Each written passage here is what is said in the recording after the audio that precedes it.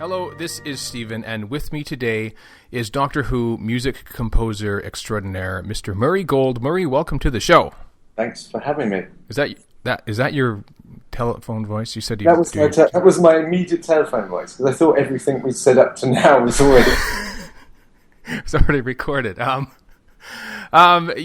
This has been we're speaking to you in early November, and this has been like a busy time in a way for you, because I mean the public awareness of your music is so high right now with the Doctor Who proms, it featuring heavily in Doctor Who Live, and of course 2 soundtrack albums coming out within a month of each other. How do you feel about being a composer of a science fiction TV show and having you and your music thrust into the public eye like this? Well, I suppose I benefit from the fact that no one I meet in the course of my day-to-day life has ever even heard of Doctor Who. Being in New York. Being in New York, I mean, being in America, I suppose, more broadly. But I still, you wouldn't believe nowadays, given that, as you say, it does have quite high exposure, that I could walk around and, you know, I'm quite a sociable type of person. I could be in a bar or talking to someone and I say, what do you do for a living? And I say, I write music. And they say, oh, what kind of thing? I say, I write this sci-fi show. And they're like, what's it called? And I say, Doctor Who. And they say, oh, never heard of it. Welcome to my world. Right. Well, you make trips over to the UK. I mean, you were there for the Proms concert and such like that. And I've heard of it in the UK, but I mean, even just a bit. Even there, I got to say that my friends don't watch it. My friends know that I do Doctor Who, and they're interested, I suppose, up to a point that I do it because I'm doing it, and they're interested in what I'm up to. But they tend to sort of look quite surprised when I say, "Oh yeah, I did a prom this summer." They don't know about that part of it. They know it's on, right?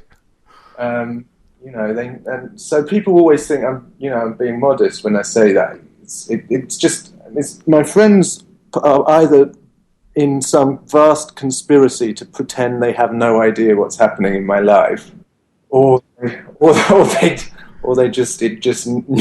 didn't travel. They didn't get the newsletter or something. They're just they're trying their absolute best to remain cool in your presence. Yeah, well, that's sometimes that's what friends do, isn't it? It's like frenemies. Those people who know full well that you've been at the Albert Hall with a show, but pretended they'd never heard of it. Just to annoy you. I think that's what they're up to. Oh, really? Oh, well, yeah, that's nice. The Albert Hall, wait, that's in London, isn't it? Secretly pining for their own appearance on the Royal Albert Hall stage. Well, they better be careful what they wish for, otherwise I'll put a couple of them on harp next time. Harp. Just throw them right in, sink or swim. Right. Go on, just play it. It's easy. Just strum. That's all it does. Yeah. Look harpy-ish. Well, were you like actively involved in the prom show? Like, because you were there, obviously. But I sat all the way through it. That was it. Not even getting up once for a bathroom break. Talk. Yeah. I didn't. My mobile phone didn't go off. But I did play the piano at one point and cock it up. Did you really? I did. I think I'm not sure if it came out on the radio broadcast, but I definitely played one bum note because I was suddenly like sitting there on stage and I started looking at the audience in that kind of like, oh, look at all those people. Look at those smiling faces and look at those kids. They're so sweet. Wait, am I in the middle of a song? Wait, is this going out live across Radio 3? Before quickly recovering my poise and playing a note that did feature in the tune. Wow. Well, you got there in the end. That's the important thing. Yeah. Well, the worst thing about it was that I actually had to throw the orchestra's pianist Catherine off of the piano so that I could come and play. And there was nowhere for her to sit next, so she just stood behind me over my shoulder.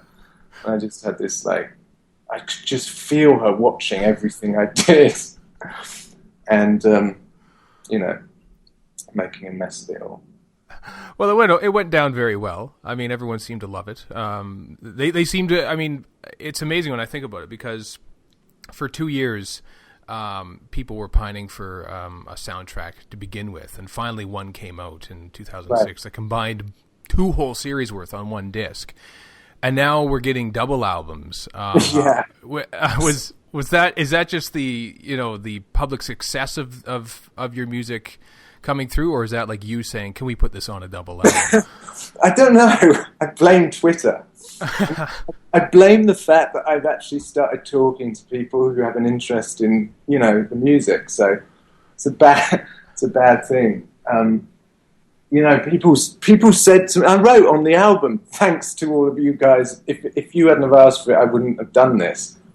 And there was a lot of music, and I tended to pursue the general idea that a sort of collection album with all just the best stuff crammed into 70 minutes was a better type of thing. And then, some people kind of convinced me that it might be better to have a 2.5 hour long album. And we had the material for it, and it would only have just sat on the shelf, and there was no way it was ever going to be revisited.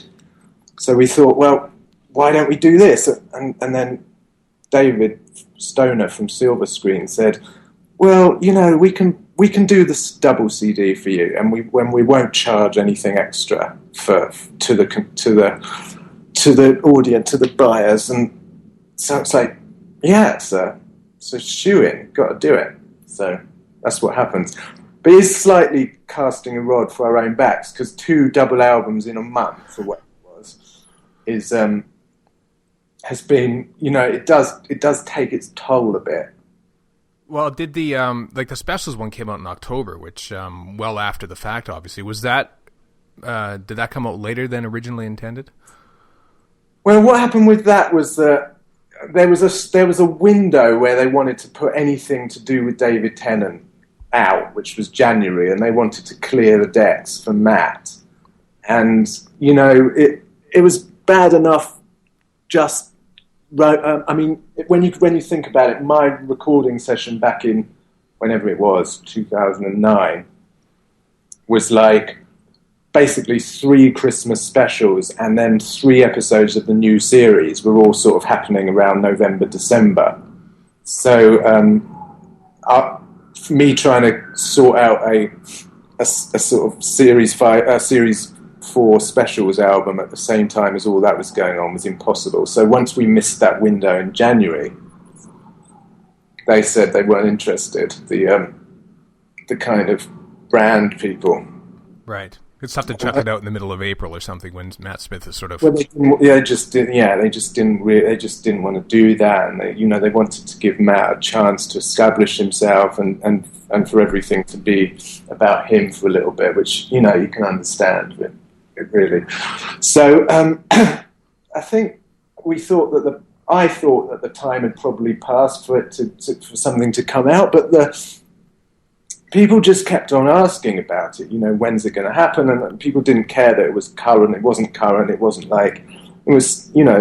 People had just bought the DVDs, I guess, so it was still in their minds, and they just wanted it. So I just revisited the idea of it, and it happened. So it is all because of the fans, as so much on Doctor Who is.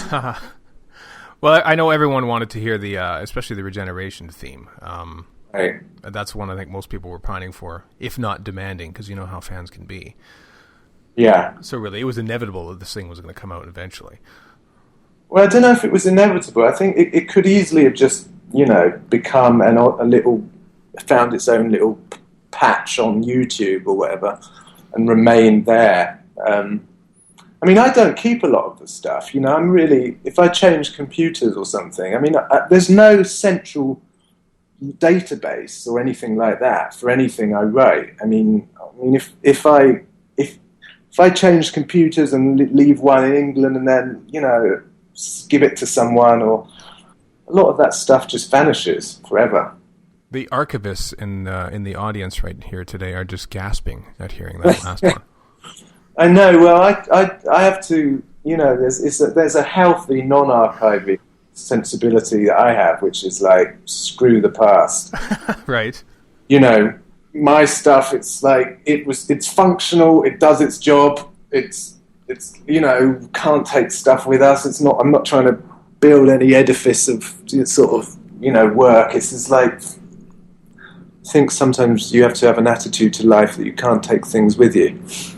Well, with that mentality, was it easy then? Because the very close release of the two soundtracks really gives an interesting take, because there's the special soundtrack which sort of ties up all the loose ends, not only in the David Tennant era and the Russell T Davies era, but your own era, because the score for Matt's series 5 is completely different from what you had done for the first 4 years.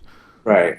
Was that was it difficult to sort of say, there's the old Dalek theme that I've been using for 4.5 years gone, the Doctor's theme gone. Was it easy to just sort of start fresh like that? Well, it was just a matter of saying, I actually said to Piers, do you want to revisit anything? And he said, no. So I said, okay, let's do it again. Let's start again, and there were bits that crept in, though, having said that. But I think, the point is that I basically knew that it would mean the first recording session would be really hard. And then so long as we got some stuff that we could get our teeth stuck into and that the new team felt belonged to them, then that would be, good, and we would be off. And it was just a matter of getting to the point where you say, we're off. And that happened quite quickly because, there was a couple of pieces of music that related to Matt and one to Amy. And, they came quite quickly. They sort of came off the back of Stephen's first script, really. And, I read the script, and there was these moments where Matt steps forward in his new clothes and chases off the aliens and goes through all the incarnations and up to him, and you just, you when you read that, you're thinking, well, this is when there will be a Matt Smith theme, right? And it's just a matter of finding it. But you keep reading those things, and I don't know. It was about coming up with something that works. So I didn't mind throwing everything out. I don't mind that. So yeah, you're right. I do have that attitude to everything. If somebody just says, now, this season, it's begin again, it's fine. I'll do it this week. That's how it works. It's just that, there's some iconic stuff that, people remember, especially the Doctor's theme. I think the one that everyone, the Chancellor Flavia one, as Russell T Davies calls it, with the Melanie right. Pappenheim vocals like that, which everyone adored, and was sort of given a big send off in David Tennant's big regeneration scene with the full choir and stuff like that. Yeah, it was totally in my beginning is my end sort of thing. It's sort of the first thing that had that. Well, it wasn't even David's, that theme. That was Chris Eccleston's. So. But that was a sort of bridge into David because, that was a difficult transition because, Chris hadn't been around for very long. So I guess if Piers had been in that position then and I'd asked him the same question, he might have said, keep some of the old stuff because we need to keep these kids in with the concept of what's going on. He hasn't been around for a lot of their lives. He's been around for one spring, one Easter, so we need to, it's really important we establish that we're dealing with the same show here. So keep some of that other stuff. Whereas when you're doing a transition from somebody who has won the hearts of so many people, it's a different kind of question because you're saying, how can we make them love someone else and believe that it's the same, character, but with all of their completely different set of sort of,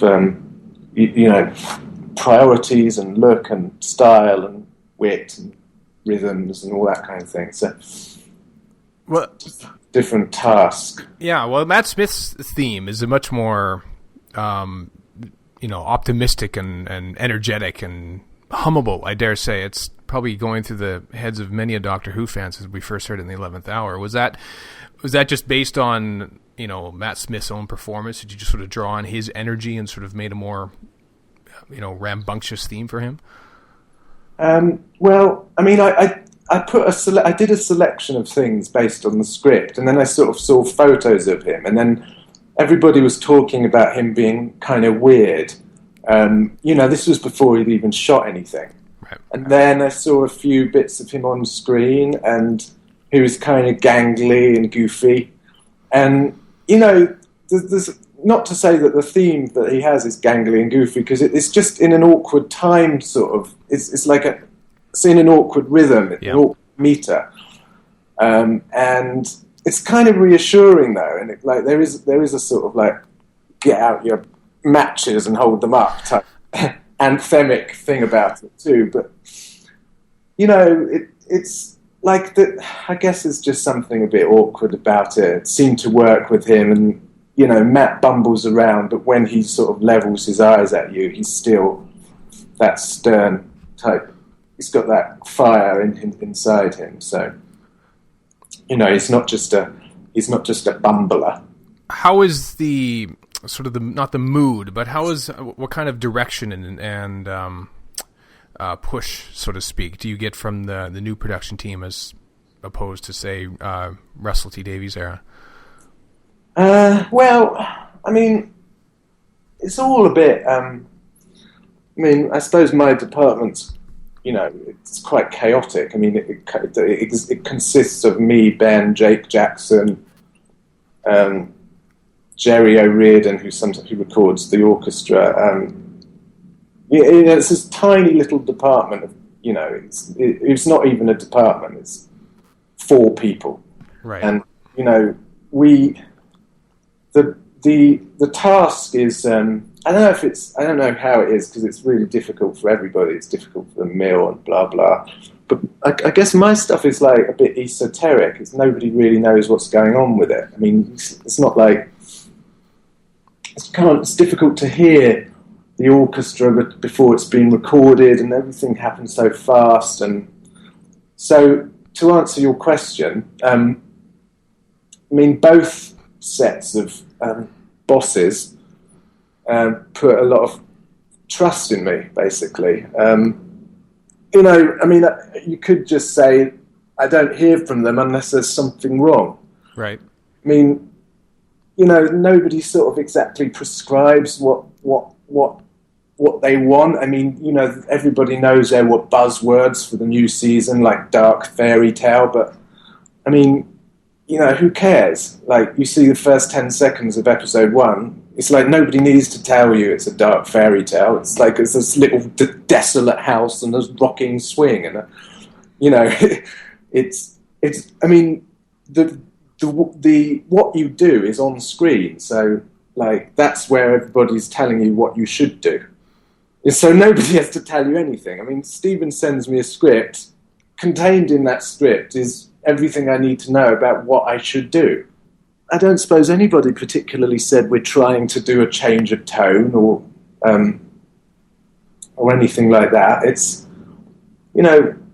I suppose sometimes you can work on something for a few episodes before you realise there's been a change of tone.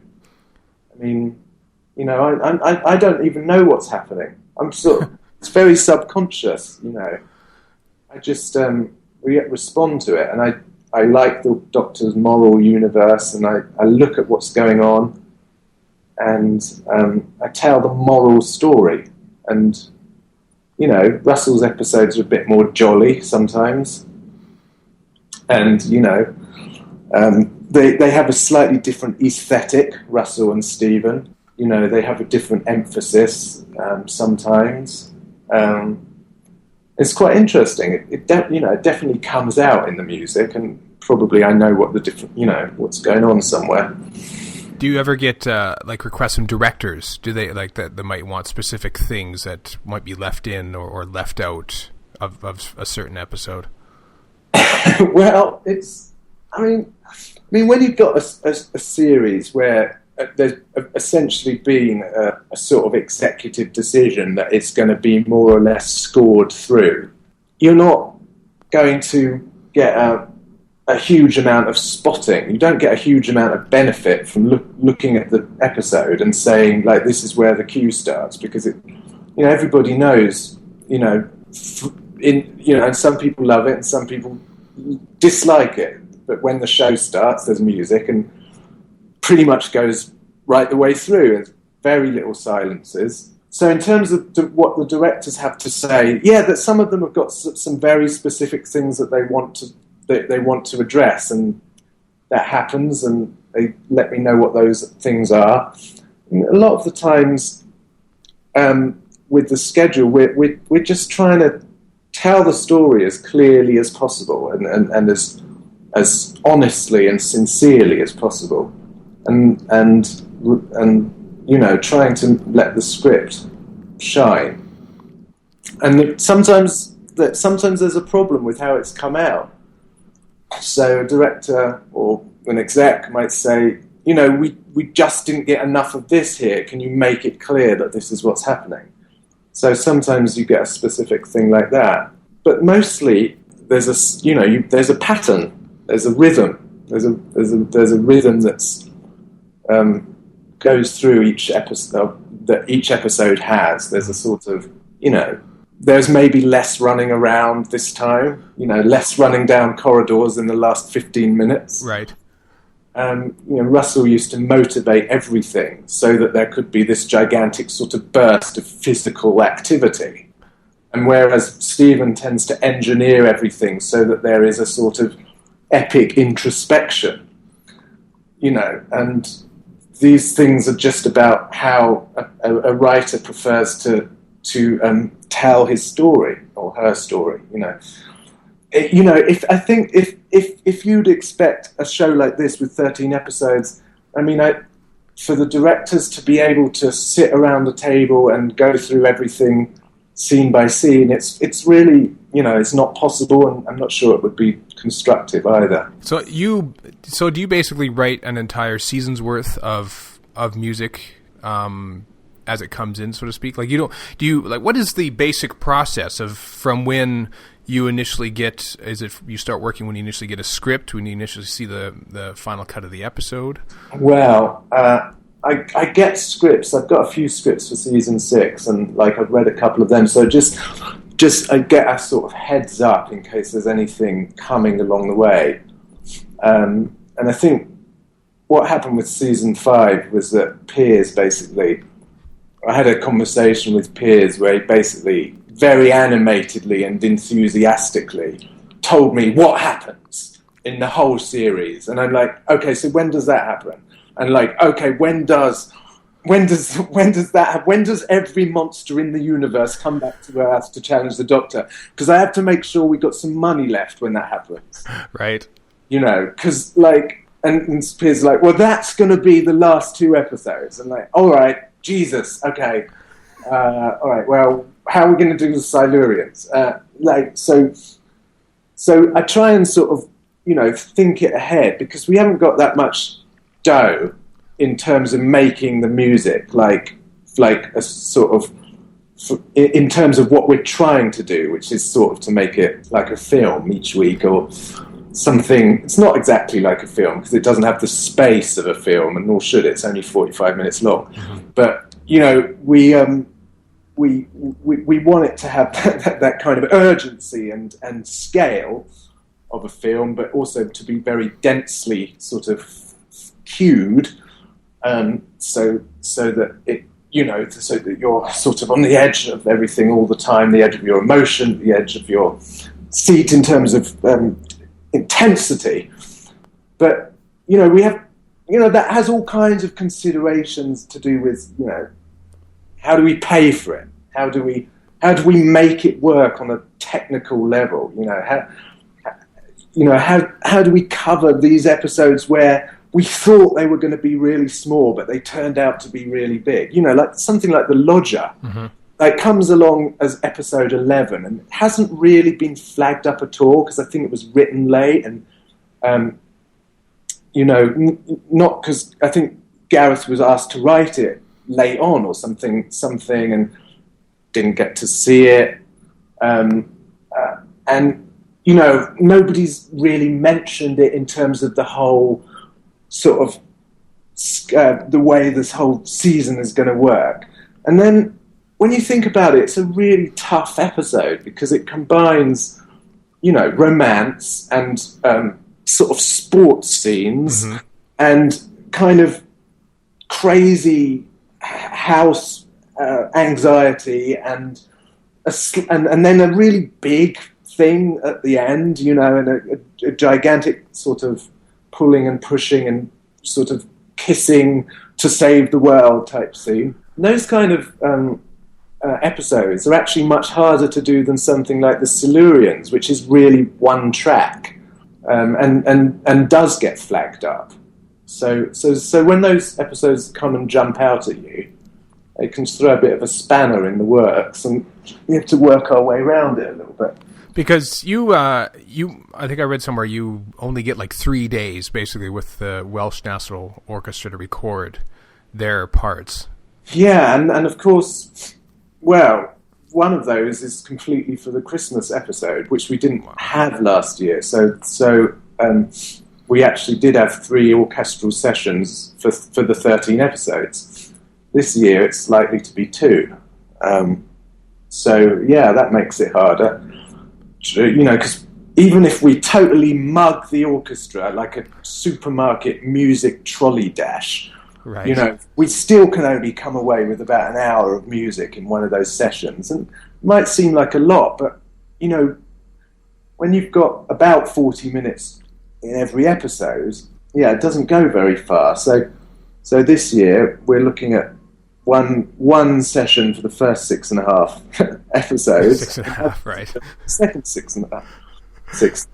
But that, bearing in mind that the last 2 on their own, and probably 2 in the middle, are almost certain to need an orchestra of themselves all the way through. So, actually, I'm talking myself out of how I can't remember how it gets done. Actually, well, the fact that it's done like as a series as a whole, I assume that you have everything pretty much written. And do the recording sessions take place staggered throughout the year, or like sort of one time in mid-March or something like that?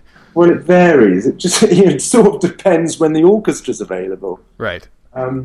Sometimes the orchestra isn't available at the time that suits us best. Like sometimes it's not available after a lock on the last 2 episodes is ready. So can't actually write anything to the last episodes because the orchestra doesn't have a date then. Right. And the orchestra are brilliant and they're playing every day, and a lot of it is goodwill, the fact that they agree to do this. It's almost entirely goodwill, actually. They don't have to do it. They've got a very full program. They play every day, and so I'm not complaining that we have to work around them. That's totally understandable. But sometimes their dates are not. They just don't work out to be ideal. Did you press for using an orchestra after Series 1? Because there was no extracurricular elements in your score for the first series other than the choir, I think, for some of the Dalek stuff, as I recall. I think Russell really wanted an orchestra. I think we just had to work out how it would be possible, and then Julie secured the services of the National Orchestra of Wales. So even Series 2 had very little orchestra in it, though. But of course, everything was re-recorded for the soundtrack to include the fact that there was. I can't remember. Yeah, what you mean? The first season 1 and 2 soundtrack was mostly orchestral stuff. Yeah. Yeah, I guess it was. I haven't heard a lot of that stuff for a while, but I know that when I recorded that, I was thinking I'd be able to get more out of it. But yeah, we just don't want to use that music again out of the context in which it was sort of written. Right. And that was something. If were that not the case, it would make everything would be a lot easier. If you could just drop in, a different type of series where you've got one continuing character in all kinds of different situations. I'm pretty sure that you could sort of double up the music more without people feeling that it was a betrayal of what it was written for. But here, it's sort of like sometimes people, like directors or editors, temp Dalek music over some score that they've got because they want it to be really big. Right. And it's like, you're like, have you ever watched Doctor Who? Do you not realise that's the Dalek music? And they're like, oh, is it? Oh, it works well, though. What do you think? And you're like, no, because it's for Daleks. And these aren't Daleks. And if you play that music, people will think they are Daleks or they're about to turn into Daleks. Or, and everyone will freak out. And it's not right. Well, a lot of your stuff is sort of based on character themes, leitmotifs, if you will. Yeah. Was that intentional on your part? Well, it just seemed like the only way of working, really. It's good for the younger audience. It's not just the younger audience. I mean, for God's sake, Richard Wagner sort of writes leitmotifs. It's the Ring cycle is full of them. I mean, but at the same time, it is a very straightforward way of writing music for film and TV, and especially across a continuing series. It sort of does help establish certain emotional sort of memory, I suppose, for people. And the interesting thing is how much emotional musical memory the younger audiences have. So they really can identify the monsters by, the music, and they pick up on it probably faster than adults do and recognize when it's coming. I almost think that Star Wars almost has an effect on that, and that they're, when Darth Vader's on screen and whenever you're watching Star Wars or something like that, because, the Imperial March will come on. Totally, yeah. I've got to say, for me personally, it never actually worked. I don't think as a viewer, it's quite weird. I've never really thought about that. But as a composer, it really works for me, and I think it's working for people. But for me personally, I can't think of that many great scores where I'm like, oh, that's, I just want I want the composer to score the moment. I don't particularly care whose theme it is. I don't, there's some real exceptions, like the Ennio Morricone score for Once Upon a Time in the West and the Harmonica Man. Oh yes, yeah. Charles Bronson, and some of the Lara's theme, Maurice Jarre for Dr. Zhivago, but at the same time, I kind of like composers to just score the moment too. But I don't know. There's all kinds of ways of doing it. Is there? Do you basically score every single minute of music that we hear, or is there some stuff that's sort of reused and edited and slotted in other episodes of the season? No, there is stuff that, because of what I said to you just a moment ago about, we just can't record enough. We just can't do it where we can score every minute. And so sometimes I do pick up stuff which I just sort of colour neutral, as in there might be something that hasn't got a very strong identity to an episode, or it might have a strong identity to Amy or the Doctor, so that's reusable, or one of the other characters, and it's like, or it might be a moment that's got a slight same type of vibe to it. So, I might revisit something in that way. And then there's another way of doing it whereby I go with the orchestra and just record a bit. Like that da-da-dum-dum-dum-dum-dum is done a lot. We've done it a lot, and I will sometimes go in and record. Let's take 32 bars in different tempos of that theme in different sort of settings, or Ben will do a different orchestration for it. And then it's like, great, when that's about 7 seconds covered in episode 4. Now fill the other 43 and a half minutes. Yeah, exactly. Then, just, it's a street fight. That's how it is, And people, sometimes people say, like why not do it all with a smaller band? But it's still, I'm often looking for those kind of intimate moments where we can score something small. And again, I sort of refer back to sort of, I don't know if there was in the last season, I'm just thinking now, I can't think of a single episode where I felt comfortable with the idea of just, how about let's try a band of 8 musicians on this one. And saying to the execs, look, we're gonna play this one down, because the obvious sort of episodes where that might have been possible were like Amy's Choice and The Lodger, right? Which sort of had a little more of a minimal feel to it. Sort of, I noticed that scenes with River Song are much more sort of electronic with little backwards stuff going on and such like that. Yeah. I mean, that's been established now, but it took a while to get to that. But that would be a good one. Amy's Choice ended up being mostly electronic, actually.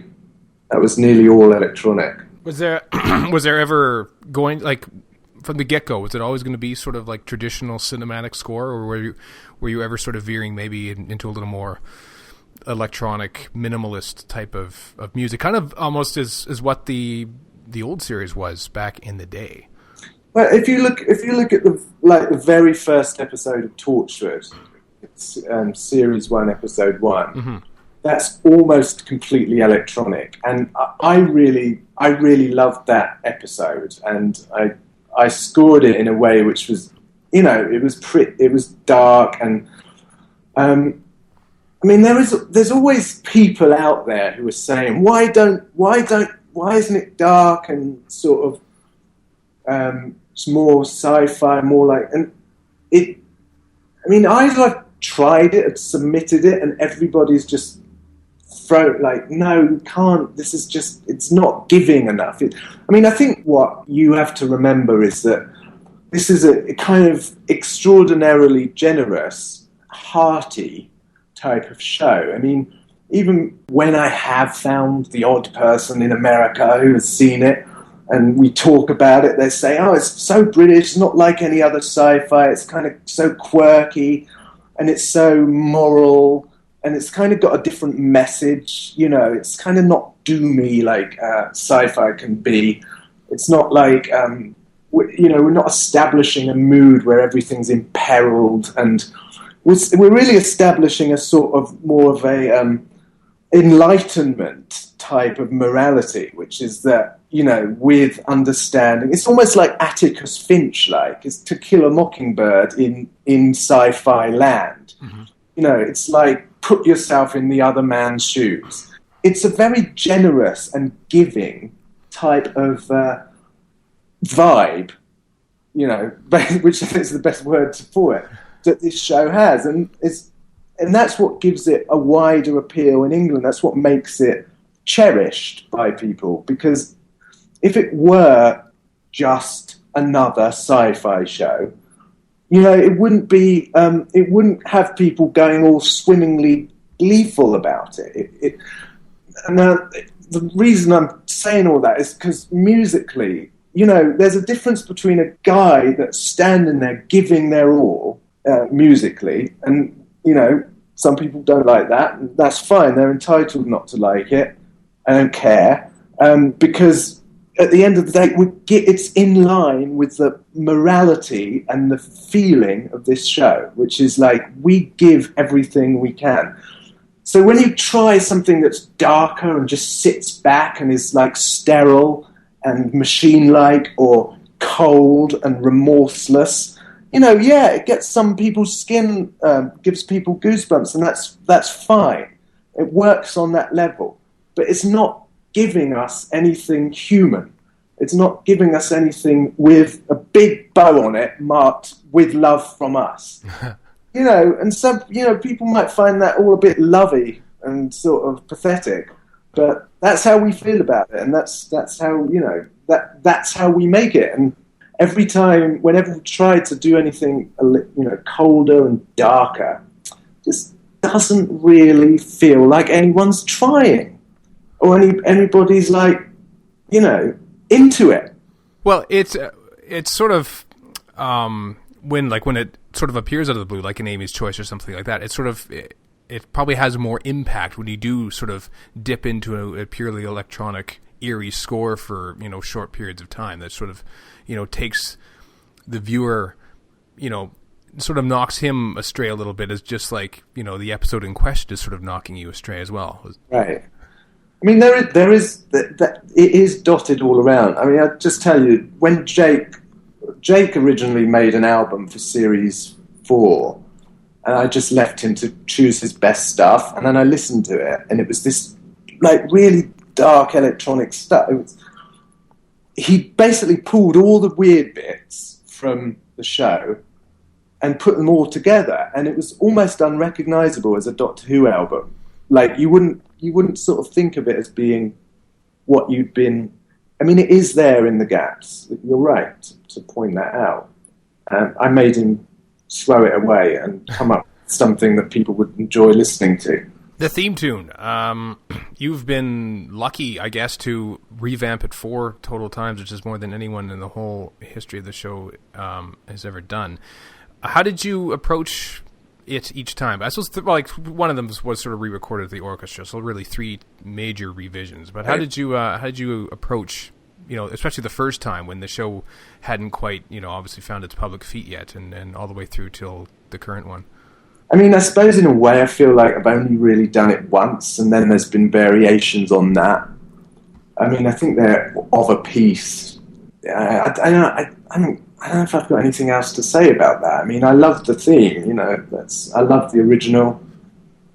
Did it sort of seem, because I think when Doctor Who came back in 2005, there's almost, it was sort of going out of its way to sort of respect the past a little bit, not overly reference it a lot. But so basically the first version is heavily sampled from the original actual theme. Was sort of the Matt Smith version, was that your way of sort of, saying we've been here for a few years now, we can actually be confident in sort of, making an entirely new version of this iconic theme and have people accept it? Yeah, I mean, it was really just because, I don't know, I don't know. They just, Stephen and Beth and Piers wanted something, that had, they didn't, I mean, I think I sent in something that was more like, kind of, again, more like a creepy, eerie type thing, and there was an immediate sort of, geez, I mean, what happened to all the fun? Where's the adventure? And I was like, right, you asked for it. Sometimes it's, every now and then you have to check. I think there was a rumor. I mean, that sometimes things happen, in little Politburo type situations where, you've got a new guy and everybody's a bit scared of them, and Stephen is like, people are terrified of his genius, and he's witty, and his put-downs are incredibly withering. So, you can you can establish a sort of Chinese whisper mentality around that sometimes. I remember somebody saying to me, Stephen wants the theme to be, he wants it to be, he's going to want it to be really eerie and dark. And I was like, really? Who? And I just went straight up to him. Right. And said, so they're saying you want the theme to be eerie and dark. He said, I haven't said a word about it. And I said, okay, fine. But tested the water a little bit, and, they were like, no thanks. Can we have the sound of somebody having a tremendous amount of fun plummeting through space, please? And so that's what you came up with. Basically, yeah. Was that sort of emblematic of not the clean sweep, not that they were unhappy with the previous era, but just sort of the new team's desire to sort of start fresh with their own stamp on things?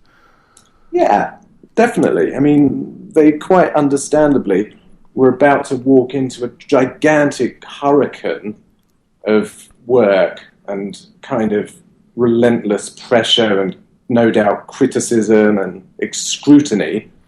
So they wanted to have things, with their own stamp on them. Which included you. Was there, because you were sort of the last holdover of the show since it started, really, since it came back. Was there ever any inclination from you that you wouldn't be coming back for the Matt Smith series? Yeah, there was a question about it. It's like, will it be fun? Will it be the same type of fun? Will I get along with the new execs? Will they want me? Those kind of things. So all of those questions had to be answered. Obviously they didn't, so I took them all hostage and put them in a wardrobe and bound and gagged them and released them eventually after making them sign a contract for me. In blood. So I actually can't believe that, we're about to start season 6. It just feels like a kind of crazy, that was a year ago. Have you written stuff already for season 6? No, I actually only just finished the last cue on the Christmas special, like 2 hours ago. Oh really? So this Christmas special hasn't even been recorded yet? No, it's recording on Monday. Oh goodness. This is literally your music is the last thing that gets put on pretty much, I assume. Well, I don't know about that. They're still changing the visuals. Right. But they can't necessarily mess with the timing, otherwise your music is off, Yeah, but that doesn't matter. They do. They say that they don't lock episodes anymore. They latch them. Latch them. Explain, if well, possible. No, the idea of a lock of an episode is it's in the diary, it's in the schedule, it's written. It means that nobody's going to change anything in the picture anymore. That idea of a lock doesn't mean anything. And it's not, to be fair to our show, it doesn't mean anything in any show or any movie that I've ever worked on either. A lock is just something that's in the diary to throw you off and make you feel like you've finished. Right. So that when they come up and say, that scene where Amy kisses the doctor, it's not in this episode anymore. We've replaced it with an invasion. You're like, okay, well, so much for that nice little romantic flourish at the end. What should I do? So it all changes. Mm-hmm. So it does change after the orchestra have recorded as well, which is a little awkward. You go over for these recording sessions, I assume. Do you sort of expect to have to make last-minute adjustments in the recording, or? We make adjustments on the floor. I'm actually not going to this. I'm doing it on Skype. Oh, okay. What happens is Ben has got a Skype of me, and Jake has got a Skype of me, and it all becomes a bit Skype-tastic. Right. And, it's all very, technologically advanced and quite fun. But, yeah, I've got to go through. Ben has sent me all the scores, or some of them. He's in Belfast in a hotel that has no internet. Right. He's busy conducting the Doctor Who Live.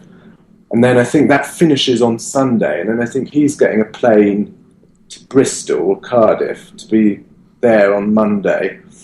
So he's just trying to find time to finish the orchestration off.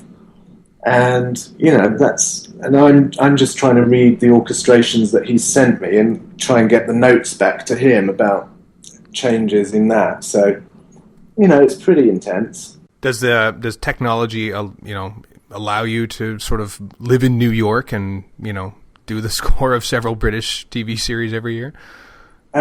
Yeah, I guess so. Although, I came over less recently because I had to wait in America while I got my green card, which I now have, so I can travel back and forth with impunity. Right. Which is pretty cool. But failing that, yeah, the technology is a huge it's a hugely cool thing to do, to just be at home or in a, God, you could be in a cafe somewhere with an internet connection and just basically giving notes and, headphones on. It's quite nice. I can't let you go without talking about Christmas songs. There's sort of been a Christmas song ever since the first Christmas special, Christmas Invasion. That's a lot of Christmases in one sentence, I realize. But they've sort of been given more prominence too. It's sort of took everyone aback when it sort of appeared out of nowhere as the backing music. Then it appeared, the next one, it was in Runaway Bride, actually in the theme. Then a band with you playing guitar appeared on stage in Voyage of the Damned. Is there a Christmas song this year? Absolutely not. For sure not? No, definitely not. Definitely no. Why would there be a Christmas song? I don't know. There's no Christmas song. What? Why? Why would we have a Christmas song? I don't know, because you've sort of established this as your own tradition here, Murray. No, I don't. Well, the Runaway Bride, it was just playing while they were dancing at a discotheque. It was in the background. So I don't know about any Christmas song. So Catherine Jenkins isn't singing it either, is what you're saying? Is she even in it? She might be. Is that Catherine Jenkins? Yeah, apparently, yeah. I wondered who that was. Yeah, she's yeah. Well, she's very good. She's very good. Coyly played. Good performance from the feisty young Welsh lass. Right. So you've obviously seen the Christmas special, then. I'm assuming, since you've written all the music for it. So. Yeah. Okay. At least we're there. Is there anything else like have you been given sort of like heads up as to certain themes that, hey, can you maybe create a working theme for this monster or this occasion or something like that you're also working on, or are you pretty much just waiting for scripts and finished episodes to come in? What, and for the Series 6? Yeah. I mean, I would like to do some extra themes on Monday, but we won't have time. And I mean, the score is 45 minutes, yeah, and then got to jiggle that about a bit to make up the other bit of missing score. So no, probably won't start in earnest. Although I've heard there's something about they're splitting the series or something, which I've read about online. They are doing that, yeah. So I suppose that's going to make the schedule somewhat easier. Yeah, I suppose it would be, because now, I mean, obviously you've got a little more time to write music, but that just means they have a little more time to wait to send you the episodes to write it on. Yeah, I don't understand at all what's happening with that. So I think they seem to be carrying on shooting the same stuff at the same time, so I don't really know. Well, they're going to be in America in a couple weeks. I read that. Right. Obviously, you're not getting the email newsletters from the BBC here at this point. No, nobody ever. I mean, you'd just be amazed how little I know. It's quite incredible. I mean, it's great from the point of view of I just cannot give away any secrets, because I might give away some secret because I speculate about something in the same way as anybody else does, and I accidentally get it right. Right. But I have a long history of being told what's happening on Doctor Who by fans. Take me back to the first season when they told me, when somebody at the Children in Need told me the Daleks were coming back because it was in The Sun, which I don't read. And you believed it because, okay, wow, that's interesting. Oh, well, perhaps I'll let you know on little plot details or something like that as the year goes on. Perhaps I don't think it was even until when Joe Ahern showed me the episode, it was only 15 minutes in and you get a bit of Dalek. I was like, oh my God, that's Daleks. He was right. That guy at the Children in Need function was telling me the God's honest truth. I'm going to believe every single thing a fan tells me from here on in. Well, they're often quite well up on these things. We are. Probably a little too much, actually. Excellent stuff, though, Murray. In all seriousness, I really enjoy that. We all three of us, by the way, despite what you may think about us sounding like pedantic fanboys or something like that, we've always enjoyed the music. Cool. Well, thank you for your support. All right. Well, the soundtrack albums, both of them are on iTunes as we speak right now. The second one comes out on November the 8th for the Series 5. Hey. Hooray indeed. Murray, thanks very much for your time today, and best of luck with Series 6. Yeah, thanks for having me.